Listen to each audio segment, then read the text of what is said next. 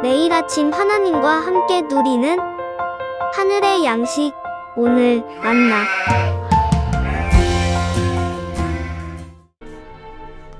바울이 밀레도에서 사람을 에베소로 보내어 교회 장로들을 청하니 오매 그들에게 말하되, 아시아에 들어온 첫날부터 지금까지 내가 항상 여러분 가운데서 어떻게 행하였는지를 여러분도 아는 바니 곧 모든 겸손과 눈물이며 유대인의 관계로 말미암아 당한 시험을 참고 주를 섬긴 것과 유익한 것은 무엇이든지 공중 앞에서나 각 집에서나 거리낌이 없이 여러분에게 전하여 가르치고 유대인과 헬라인들에게 하나님께 대한 회개와 우리 주 예수 그리스도께 대한 믿음을 증언한 것이라.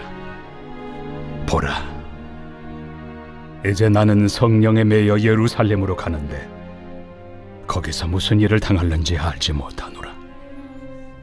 오직 성령이 각 성에서 내게 증언하여 결박과 환난이 나를 기다린다 하시나 내가 달려갈 길과 주 예수께 받은 사명 곧 하나님의 은혜의 복음을 증언하는 일을 마치려 하면은 나의 생명조차 조금도 귀한 것으로 여기지 아니하노라.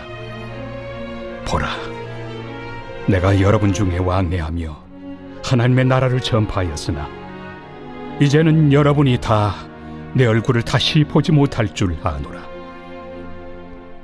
그러므로 오늘 여러분에게 증언하거니와 모든 사람의 피에 대하여 내가 깨끗하니 이는 내가 꺼리지 않고 하나님의 뜻을 다 여러분에게 전하였습니다. 오늘 본문은 바울이 그동안 사랑으로 목양했던 에베소 교인들과 작별 인사를 하고 예루살렘으로 가기 전의 상황입니다. 바울은 예루살렘으로 가게 되면 공회에 잡히게 되고 또 자신이 매질을 당하거나 죽게 될 것임을 알고 있었습니다. 사랑하는 목회자여 스승과 같았던 바울이 죽게 된다는 사실을 알고 있기 때문에 에베소 교인들도 안 갔으면 하는 바람으로 말렸지만 그럴 수 없었고 아마도 울면서 이 바울의 이야기를 들었을 겁니다. 오늘 본문을 묵상하면서 우리의 마지막은 어떤 이야기일까라는 생각을 해봅니다.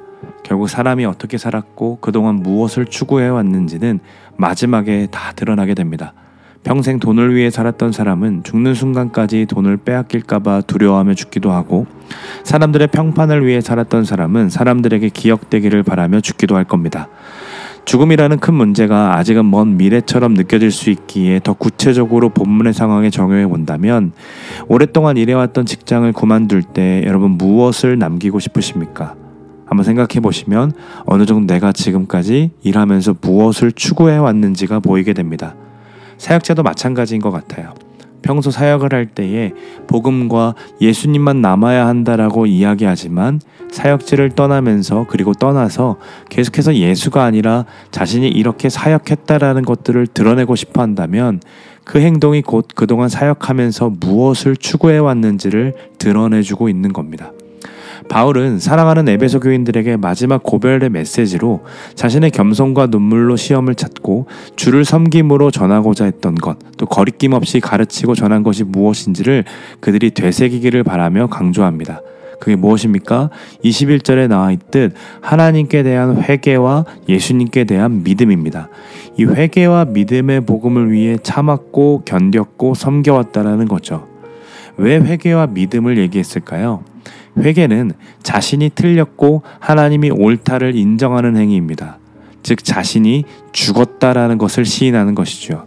또한 믿음은 하나님이 다시 나를 살리실 것과 그분의 부활을 내 부활로 받아들이는 것입니다.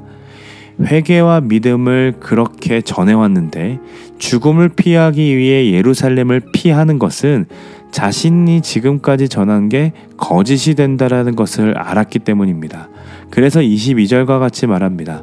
무슨 일을 당할지 모르지만 회개도 믿음도 성령으로 가능케 되는 것처럼 성령에 매여 예루살렘으로 가겠다라는 거죠. 성령이 내게 증언하여 결박과 환난이 기다린다라고 말씀하셨지만 24절을 보십시오. 이것은 예수님께 받은 사명, 복음을 증언하는 일이기 때문에 나의 생명조차 조금도 귀한 것으로 여기지 않겠다라고 합니다. 그가 전한 회개와 믿음, 지금껏 열심으로 사역했던 모든 것이 누군가로부터 인정받고 자신의 생명을 지키기 위함이 아니었다라는 것을 지금 무엇이 증명하고 있습니까? 마지막 죽음의 길 앞에서 드러나고 있는 겁니다. 죽음과 환난이 안 올 수 있다라는 가능성이 있기 때문에 예루살렘에 가는 거 아니죠. 성령이 분명하게 증언하셨고 결박과 환난에 대해 말씀하셨어요. 그러니까 없을 가능성이 없습니다. 분명히 죽음과 환난, 결박이 온다라는 거죠. 그러나 가겠다라는 겁니다. 왜요? 믿음은 가능성으로 믿는 게 아니라 자신을 이끄시는 대상을 믿는 것이기 때문입니다. 자신을 이끄시는 분이 성령 하나님이시기에 환난과 결박이 100% 온다 할지라도 간다라는 건 그것이 바울의 고백이고 삶이었습니다. 25절에서 27절을 보시면 그는 정말로 후회 없이 복음을 전했다라고 말하는 것처럼 느껴집니다. 꺼리지 않고 하나님의 뜻을 다 여러분에게 전하였습니다. 이 말이 너무나도 부럽게 느껴집니다. 사랑하는 여러분, 우리가 어떻게 이렇게 살아낼 수 있을까요? 어떻게 내 생명도 아끼지 않고 내가 처한 자리에서 회개와 믿음이 실제라는 것을 전하면서 하나님 나라가 진짜 있고 그 가치를 아는 자처럼 행동하며 살아갈 수 있었을까요? 오늘 본문은 바울의 의가 그 일을 가능하게 했다라고 말하지 않습니다. 성경은 또 오늘 본문은 오직 성령에 매여 오직 성령이 그 일을 가능하게 하신다라고 말하고 있습니다. 바울은 이처럼 어디에 있든지 어딜 가든지 상황과 환경을 뛰어넘어 종이면서 주인으로 살아갔습니다. 이게 무슨 말이냐면 성령에 매여 그리스도인을 주인으로 모시는 종처럼 살아갔고 그리스도의 복음을 말로 삶으로 전했다라는 겁니다. 그러나 종으로만 있었던 것이 아니라 그는 주인처럼 살아갔습니다. 그저 자신의 평판과 인정을 위해 적당한 선을 그어놓고 일을 한 게 아니라는 거죠. 겸손과 눈물로 시험을 참고 주를 섬기면서 거리낌 없이 어디서나 전하고 가르치는 것을 해왔다라는 겁니다. 왜요? 맡기신 분이 하나님이심을 알기에 주인처럼 주인의식을 가지고 살아왔던 거죠.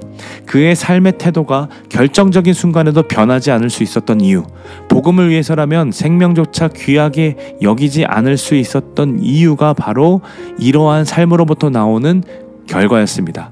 성령에 매여 종되어 살아갔고 성령의 힘으로 주인처럼 일해왔기에 하나님 나라의 뜻을 맡기신 영혼들에게 가감없이 전할 수 있었던 겁니다. 소망하기로 저와 여러분의 마지막도 바울처럼 고백할 수 있었으면 좋겠습니다. 너무 먼 미래라면 오늘 우리가 하루를 살아내고 잠이 들 때 고백하는 고백이 주님께 받은 사명, 복음을 증언하는 일에 생명조차 아끼지 않았던 하루였다라고 말할 수 있는 오늘 밤이었으면 좋겠습니다. 모두가 자신의 진리를 찾고 자신의 평판과 인정을 구합니다. 모두가 자신이 해왔던 일들을 자랑하고자 바쁩니다. 그래서 사람들의 마음을 사려 하는 이 시대 속에서 누가 알아주든 알아주지 않든 그저 예수님이 맡기셨기에 하나님의 은혜의 복음을 전하는 일에 생명조차 귀하게 여기지 않는 우리 모두가 되셨으면 좋겠습니다. 우리가 복음을 믿는 이유는, 우리가 회개하고 믿음을 살아내는 이유는 내 주변의 사람들의 인정과 칭찬이 아닙니다. 그저 성령에 매여 있고 성령이 시키기에 순종할 뿐이며 그분의 말씀으로 인해 거리낌 없이 복음을 전하는 겁니다. 마지막을 여러분 생각해 보시면 단순해집니다. 내가 그동안 무엇을 추구했는지도 그 마지막을 생각할 때 드러납니다.